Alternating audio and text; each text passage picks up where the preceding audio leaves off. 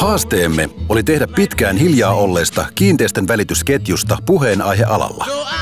Ratkaisuna päätimme uudistaa välitysbisnestä ja ottaa huomissa käyttöön välittäjäkohtaiset tähtiluokitukset. Luokitukset perustuisivat aitoon asiakaspalautteeseen ja ne olisivat kaikkien luettavissa. Uuteen toimintatapaan sitoutuminen vaatisi välittäjiltä rohkeutta ja itseluottamusta.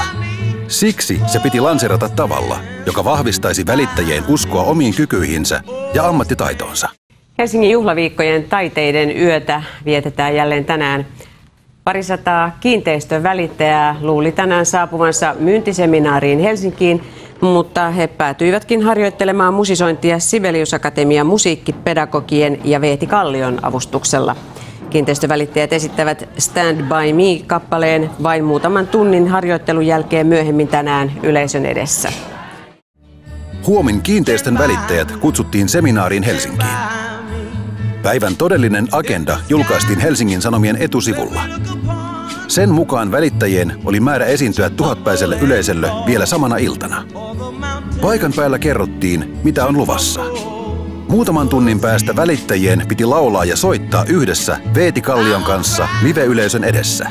Ja harjoittelu alkoi vasta nyt. Välittäjien haastetta mainostettiin verkossa. Lisäksi asuntoportaaleihin lisättiin kohdeilmoitus, joka tiisasi itse tapahtumaa. Mainonta ohjasi blogiin, joka seurasi tapahtumia. Blogin sisältöä jaettiin myös Facebookissa.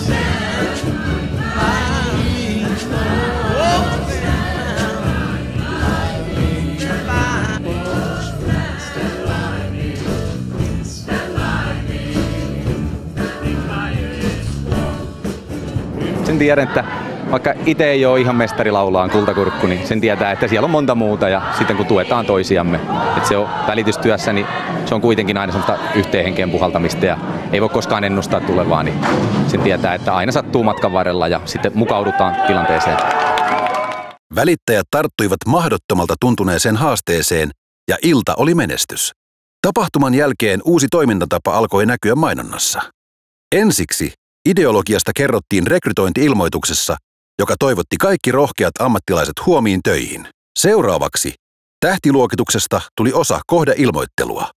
Asiakaspalautteiden julkistaminen aiheutti kohun alan sisällä, mutta keräsi myös paljon kiitosta. Kampanjan jälkeen kiinteistöbisnes oli uudistunut pysyvästi. Tällaiseen esiin astumiseen pystyi vain Huom, jonka välittäjiltä löytyi ainutlaatuista rohkeutta, intohimoa ja ammattitaitoa. Ja tästä meillä löytyy näyttöjä.